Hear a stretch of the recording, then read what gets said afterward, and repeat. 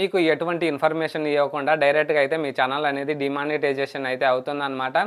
Hi friends, నేను మీ వినోద్. మీరు చూస్తున్నారు క్రియేటర్స్ నేస్తం యూట్యూబ్ ఛానల్. మన ఛానల్‌లో యూట్యూబ్ రిలేటెడ్ వీడియోస్ అప్లోడ్ చేయడం అయితే జరుగుతుంది. ఫ్రెండ్స్, ఈరోజు ఈ వీడియోలో వచ్చేసి యూట్యూబ్ నుండి మానిటైజేషన్ అప్డేట్ అయితే వచ్చింది. అది ఏంటిది అనేది ఈ వీడియోలో అయితే ఎక్స్‌ప్లెయిన్ చేశాను. ఫ్రెండ్స్, మన ఛానల్‌లో యూట్యూబ్‌కి సంబంధించిన ప్రతి అప్డేట్ అయితే మన ఛానల్‌లో అయితే అప్లోడ్ చేయడం అయితే జరుగుతుంది. మన ఛానల్ కనుక ఫస్ట్ టైం చూస్తున్నట్లయితే సబ్స్క్రైబ్ చేసుకొని పక్కనున్న బెల్ యాక్టివేట్ చేసుకోవడం ద్వారా నేను పెట్టే ప్రతి వీడియో మీకు నోటిఫికేషన్ అనేది వచ్చేస్తుంది. ఇంకా లేట్ చేయకుండా వీడియో అయితే స్టార్ట్ చేసేద్దాం.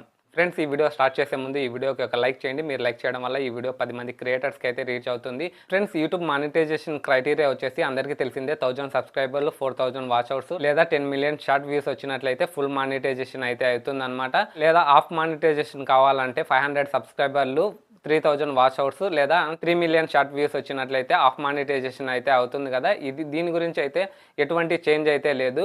చాలామంది క్రియేటర్స్ మానిటైజేషన్ అయిన వాళ్ళు చాలామంది సఫర్ అవుతుంటున్నారు అనమాట. ఎందుకంటే మెయిన్గా 2 రీజన్స్ వల్ల మానిటైజేషన్ అనేది డిమానిటైజేషన్ అయితే అవుతుందన్నమాట.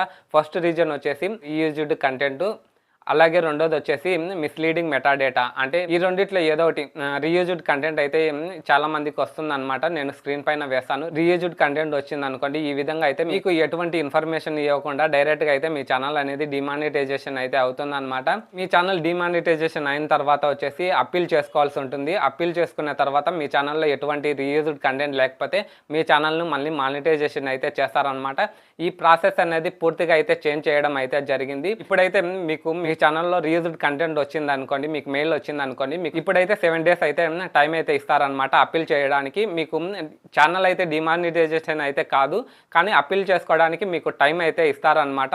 మీరు మెయిల్ చెక్ చేసుకొని 7 రోజుల లోపల అప్పీల్ చేసుకున్నారనుకోండి, మీకు వితిన్ 14 daysలో మీకు ఛానల్ అయితే రివ్యూ చేసి డెసిషన్ అయితే చేస్తారనమాట. ఒకవేళ మీ ఛానల్ ఎటువంటి రీయూజ్డ్ కంటెంట్ లేకపోతే అప్రూవల్ ఇస్తారు. ఒకవేళ మీ ఛానల్ కనుక రిజెక్ట్ అయింది అనుకోండి, అప్రూవల్ రిజెక్ట్ అయింది అనుకోండి, 90 days టైం అయితే ఉంటుందన్నమాట. 90 days తర్వాత మీరు మళ్ళీ అప్పీల్ చేసుకోవాల్సి ఉంటుందన్నమాట.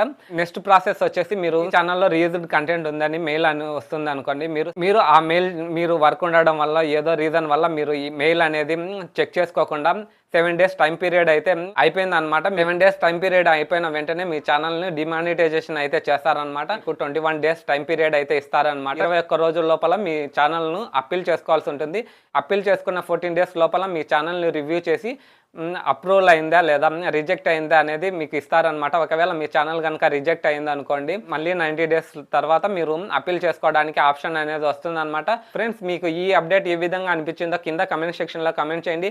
అలాగే ఈ వీడియో మీకు నచ్చినట్లయితే తప్పకుండా లైక్ చేయండి. అలాగే యూట్యూబ్ సంబంధించిన ప్రతి అప్డేట్ మీరు తెలుసుకోవాలనుకుంటే మన ఛానల్ని సబ్స్క్రైబ్ చేసుకొని పక్కనున్న బెల్ యాక్టివేట్ చేసుకోవడం ద్వారా నేను పెట్టే ప్రతి వీడియో మీకు నోటిఫికేషన్ అనేది వచ్చేస్తుంది. See in the next one.